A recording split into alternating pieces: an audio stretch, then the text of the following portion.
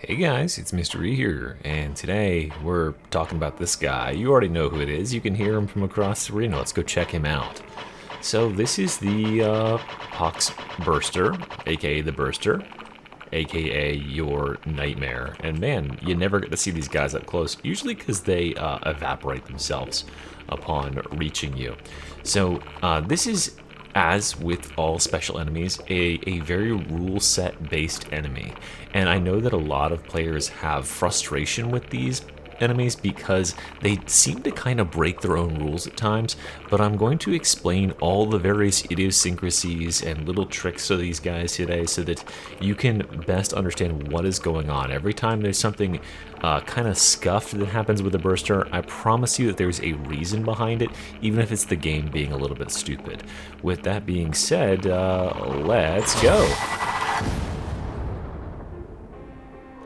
Now that we have seen our chosen enemy up close and personal, we need to understand everything there is to know about his mentality. We need to get inside of his AI head and make certain that we know exactly what his strategy is, because there's a very, very simple pattern for AI in this game that they follow every single time. And that is going to allow us to foil his strategy as long as we know what he's intending to do. What happens with Pox Bursters is players get really, really alarmed because they can't predict what's going to happen, and they think that the Pox Burster is going to come and explode on them, and then they push, and they get panicked about this thing being in the arena, and they're just trying to deal with it now. But I promise you, if you understand what is causing the Pox Burster to want to detonate or not want to detonate, you'll be okay. It'll all be okay. We'll all survive this and go home. We'll all survive in one piece. Okay, so really simply put, the Pox Burster picks a member of the team, one of whoever's alive, and it walks towards them in whatever approximates a straight line, and then once it has line of sight to them, or the obstacles in its way are see-through, it will initiate its jump and bomb them. And if you are the target of its bombing and you're on like flat open ground like this, you cannot push them without it detonating. So if you've ever had a situation where you push the Pox Burster and it doesn't detonate, it just falls over and rolls around on the ground, you weren't its intended target. So watch this. I can push this guy like this, like the normal way, but even if I run up to this guy as fast as possible and get a push in here, I still can't push him over before he detonates, because I'm the intended target. So if you're ever pushing them and they're falling over without blowing up, what's happening is you weren't the person who was supposed to be detonated on. So you can't get them to explode unless that is true. Now you can get them to change target to you, but what you have to do is you have to kind of like hang out near them for long enough and piss them off. And then once they are like, shit, okay, this guy's a lot closer, I'm just going to try to bomb him, then you can go ahead and push. And you'll see that path change very visibly. Like, they'll just snap 90 degrees to the right and jump on you. But for the main player, the person who is the target or thinks they're the target, there's a couple really easy ways to check and see if you're the target. The best one is just to put yourself at a little slightly different location from your team. So like if the Pox Burster is over there and my team is back here, I'm playing man in the middle right now. If it's targeted on them, I'll never know, right? Because it's going to walk through me either way. But if it's targeted on me, I'm going to have to play catch up. But if I'm over here to the side and I see the Pox Burster do this, well, now I know he's definitely after me because he's coming over to my side of the thing. And you can even do something as subtle as this, where you change your position while he's approaching, and if you see him change to follow you, you know he's targeting you. And that'll allow you to anticipate, okay, it's my turn, I'm the one who's about to have to push this guy. Now it is time to talk about some things you should definitely not do when facing bursters. And all three of these things I'm about to share with you do fall under one general heading. I want to see if you guys can figure out on your own what the heading is, what the general rule is before I share it with you at the end. Now, the first minor rule here is don't shoot bursters. Bursters have a deceptive amount of HP. You can do more damage to them with a headshot, but they're kind of hard to headshot, and shooting bursters is almost never the right option unless you can guarantee a kill very quickly and efficiently. This is generally just because your allies aren't exactly the most aware of what you're doing at any given time. Pretend I'm shooting the burster that's walking in here, and I have allies that don't have the health bars add-on. They might go in for the push on this guy just as I'm delivering the final blow and get themselves blown up. Or worse, you overcommit to shooting the burster, it gets in close and it does a dive bomb on you, and you don't have your melee weapon out to prevent it with a shove. All those things are things that can happen. I do want to mention several weapons that are especially dangerous around bursters. The first is the Void Blast Staff, although this is much more on the Psyker to control this, since they can direct exactly where the explosion goes off. But bursters take 30 times damage from explosives. This includes things like barrels, other bursters, grenades, Void Blast Staff, and grenade launchers. So all of those weapons will instantly detonate the burster in all likelihood and send your teammates reeling. And they have almost no way to anticipate that you're going to do it, especially for how fast the Void Blast can launch out. So be very careful when you're Void Blasting into a horde if you hear a burster afoot and your teammates are fighting near that area. The second weapon I want to call out is the Rumbler, and the Rumbler is probably the more dangerous of the two. The Rumbler has an absolutely massive AoE and massive damage, and as addressed previously, the burster already takes 30 times damage from this thing, so it's almost certainly going to get detonated by the blast, and this thing is very unpredictable. It can bounce all over the place, it can have a very long fuse, and it's very hard for your teammates to anticipate, okay, this guy's shooting Rumbler into this group behind me. What are the odds it bounces over the top and hits the burster I'm about to push? So be very careful when you're playing on a team with a Rumbler or when you're playing with the Rumbler and you've got your teammates around bursters and that stuff. Okay, so that's the first rule. Just avoid shooting them whenever possible. If you have a clear shot and you can eliminate them, sure, especially if you have one-shot weapons, like the revolver with certain specializations can do it. It's better just to get it dealt with at a very, very long range, but once they get into medium range, just put that bad boy away. The second rule is to not rush the push. If you rush the push, you are going to make a landmine. Let me show you what that looks like here. So I am going to be the target of this burster, but I'm going to push him before he can dive. Okay, there we go. So you can see I can push him down because he wasn't ready to dive on me. And we'll go over more in the next part what the tells are for when this guy is actually ready to be pushed, but just note that if you push them early, they enter into what I call landmine phase, where they're rolling around on the ground. They're still just as dangerous as they were before, but now it's just completely random when they're going to get up and actually do the thing they're going to do. They could change targets, they could just get hit by a burster round or by another burster or a grenade or something you didn't see. They could be killed by any sort of AoE effect. You might lose your opportunity to get rid of them in that moment and they'll come back and bite you later. So really, really hold that push until you're absolutely ready. So in this situation, I would wait, and I would go now. There you go. The third thing I want you to avoid doing is being a third party in burster situations. If there's a burster and an ally and there's clearly already something going on between the two of them, just let the burster hone in on your ally and let your ally deal with it, unless you know that they're completely incompetent, in which case, go side with your ally and help them push it away. But if the burster's clearly not coming towards you and your ally can handle it, don't third party run into the middle and shove this thing out of the way. Only one of two things is going to happen here. If you push it and it's not locked onto you, you're going to shove it to the ground and you're going to create a landmine. Now your ally is going to have to worry about that thing getting back up and bombing them in another 3 seconds. Or maybe they went in for the push and it gets shoved off in a random direction and then it gets hit by a grenade because it didn't explode the normal way. Now they're getting bursted. So you're adding unpredictability to the situation by third manning this and getting in the middle and just shoving something that doesn't need to be done. The other thing you might end up doing is when you get close, it aggroes on you instead, and then you panic and you shove it, and guess what? You shoved it directly towards where your ally was coming in to get the shove, and they end up exploding themselves. So when you're pushing a burster, try to get it from the same angle that your allies are at so that you can defend the same position, keep the same position clear of explosions. This can be very tricky if you happen to be like opposed to your allies. Say that somehow a burster gets between my allies over there by the wall, and a burster gets between me and them. The instinct would be to push it, but then I'm going to bomb my allies, right? Well, there's lots of techniques you can employ in order to stop this from happening. A simple one would be to dodge around the side and get kind of a 90-degree push on it there. That'll stop it from going into your allies. Hell, if you're fast enough, you can even do like this and get a push 180 degrees away, just let it go right through you. So yeah, just be aware of where your allies are and don't be that guy who just shoves a burster into the entire team.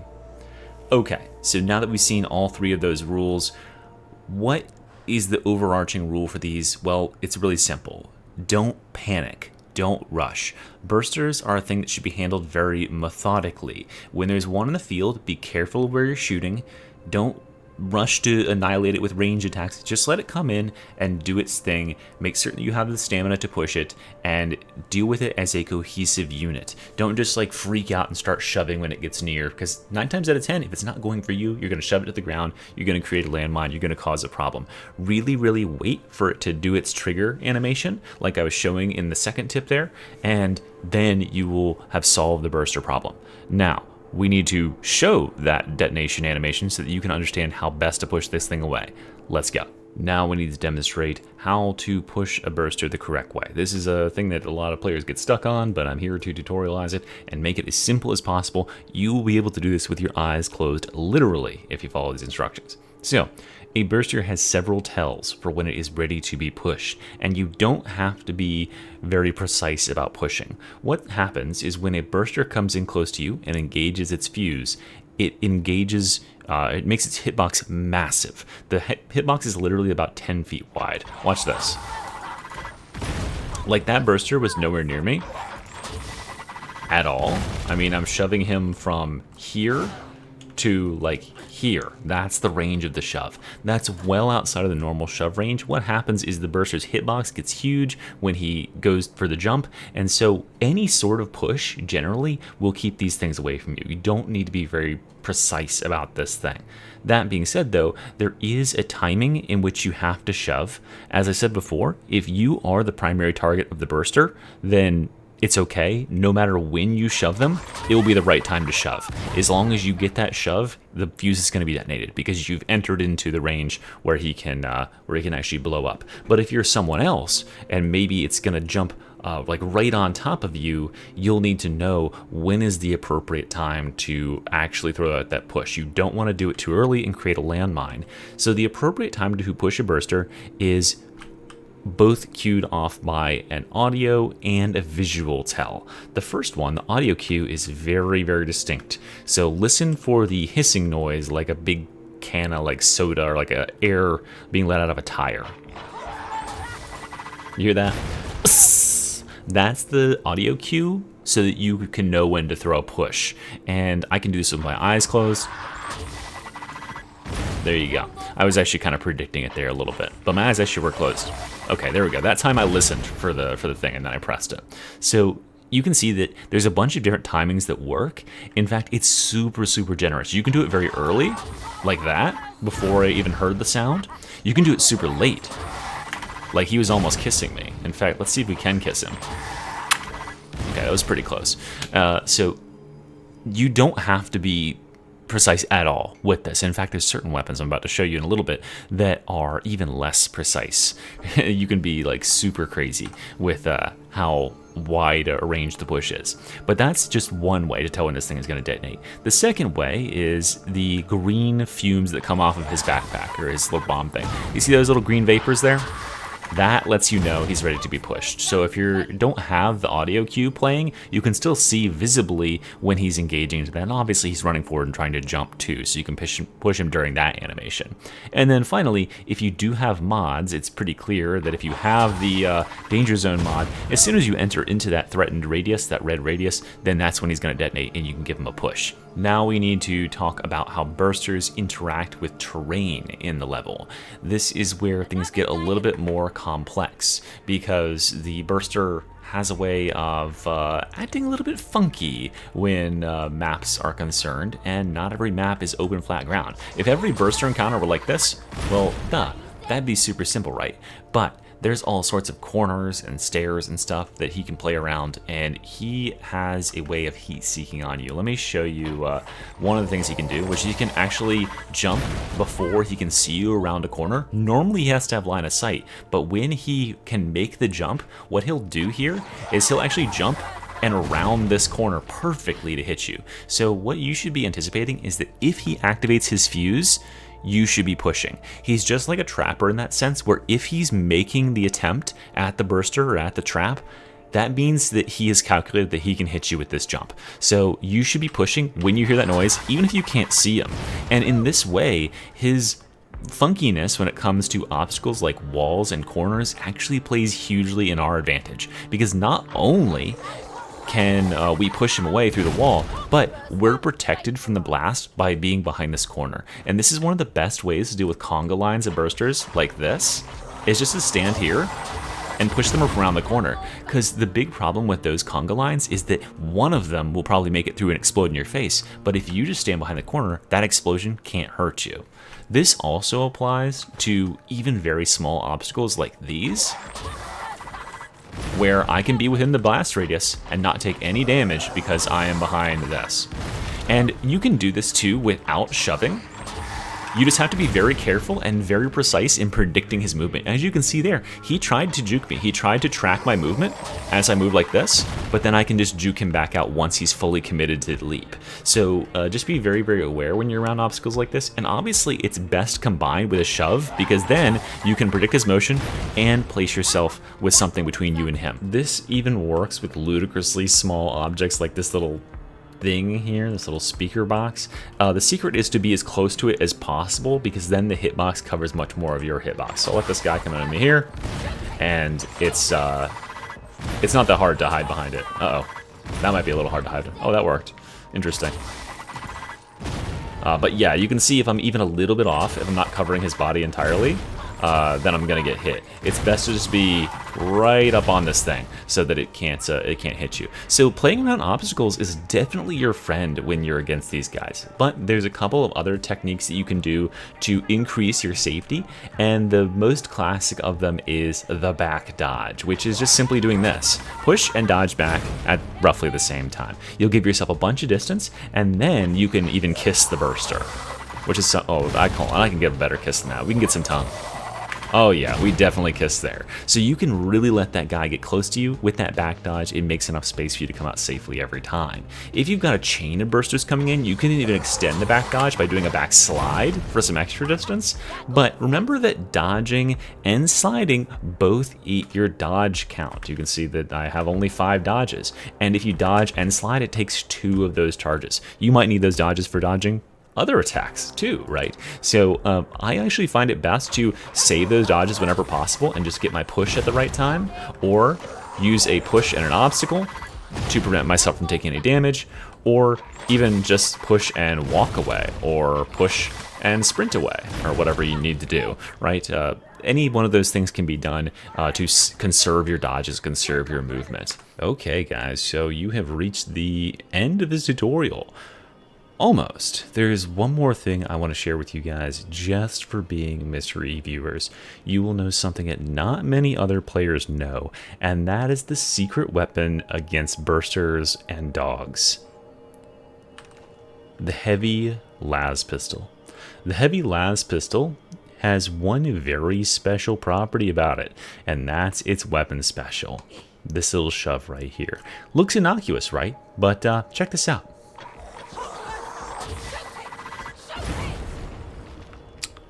Let's see that again.